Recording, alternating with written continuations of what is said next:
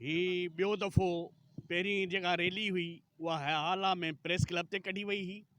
अॼु हीअ रैली जेका आहे मंशात जे ख़िलाफ़ सईदाबाद प्रेस क्लब ते कढी वई आहे। मटियारी ज़िलो मंशात जो गढ़ बणिजी चुको आहे। गुटको, आफ़ीम, शराब, हीरोन, चर्स उहे को ग़रीब माण्हू कोन थो हलाए, उहे वॾा माण्हू था हलाइनि, जिन खे हितां जे इंतिज़ामिया जी ऐं मथनि वॾा अहलकारनि जी सरपरस्ती हासिलु आहे। छा मिसकीन माण्हूअ खे ताक़त आहे जो मिसकीन माण्हू अहिड़ा धंधा हलाए?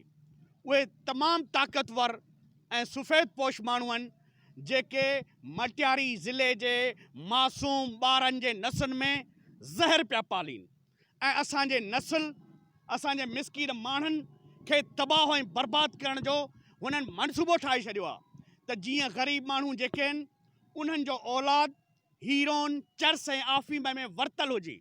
हाला हाई स्कूल हुजे, सईदाबाद हाई स्कूल हुजे, मटियारी हाई स्कूल हुजे, छोकिरनि जे खीसे में चर्स जा ॻोढ़ा, आफ़ीम जा रोड़ा ऐं हीरोइन जूं जेके पुड़ियूं पियलूं आहिनि, इहो कंहिं दाख़िल कयूं आहिनि। हीअ असांजे माण्हुनि खे पंहिंजे सुजाॻीअ जो दर्स ॾियणु खपे, पंहिंजे माण्हुनि खे बचाइण लाइ अॻिते वधणु खपे त चंद मफ़ाद परस्त जेके हिन हीरोन, चर्स ऐं आफ़ीम मां पैसा ठाहे मटियारी ज़िले जे माण्हुनि जो नसुल कशी पिया कनि।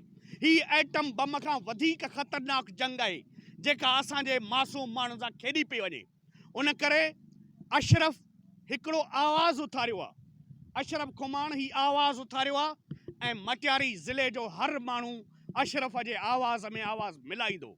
असां हिन तहरीक खे मज़लूम माण्हुनि जे निजात जी तहरीक था सम्झूं त जेके माण्हू असांजे बचनि जा वेरी हुजनि, नसुलनि जा वेरी हुजनि, उन्हनि माण्हुनि सां जंग थींदी, उन्हनि माण्हुनि सां झेड़ो थींदो, उन्हनि माण्हुनि खे हर महाज़ ते शिकस्त ॾींदासीं।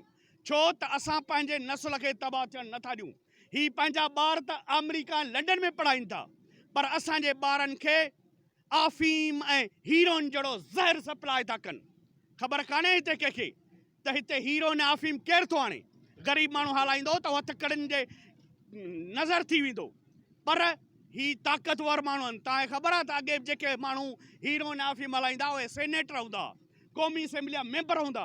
ही को ग़रीब माण्हू जो कमु न आहे। इन करे सिंध जे माण्हुनि खे सुजाॻ थियणु खपे। ही नशे जे आड़ में असांजे माण्हुनि जो क़त्ल था कनि। एटम बम ऐं बंदूक ऐं गोलियुनि सां एतिरा माण्हू कोन मुआ आहिनि जेके नशनि सां मुआ आहिनि। तव्हां हली ॾिसो त दरगाहुनि ते हुते असांजा माण्हू हीरोइन में लेथड़नि पिया, नशे में तबाह पिया थियनि। इन करे हीअ जदोजहद जेका आहे उहा शुरू थी आहे हाला खां, अॼु सईदाबाद पहुती आहे, सुभाणे मटियारी ज़िले जी हूंदी, भिड़शा हूंदी ऐं सॼी सिंध जे माण्हुनि खे सान्यहमंदनि खे अपील थो करियां त हिननि बेज़मीर ऐं वेकाऊ जागीरदार ऐं भोतारनि जे ख़िलाफ़ उथी खड़ा थियो जेके तव्हांजे नस्ल खे तबाह करण लाइ अॻिते वधिया आहिनि।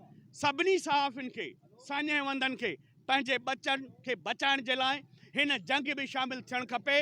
उन्हनि जी निशानदेही करणु खपे त हीरोइन केरु थो हलाए, गुटको केरु थो हलाए, ज़ेड पुड़ियूं केरु थो हलाए, मिसकीन माण्हू छा हलाईंदो? ही सभु वॾनि माण्हुनि जो खेल आहे, ही टिकसाट आहे त माण्हुनि खे तबाह ऐं बर्बाद करियूं। जीअं हुननि जी तइलीम तबाह हुजे, सिहत तबाह हुजे, हू हिन मुआशिरे में को किरदारु अदा न कनि। उन करे ग़रीब माण्हुनि खे पंहिंजे बचनि जे नसुल लाइ सोचण लाइ हिन हीरोइन जे ख़िलाफ़, हिन चर्स जे ख़िलाफ़, हिन मंशात जे ख़िलाफ़ हिन तहरीक में हिननि दोस्तनि जो साथ ॾियणु खपे त जीअं असां पंहिंजे नसुल खे बचाए सघूं।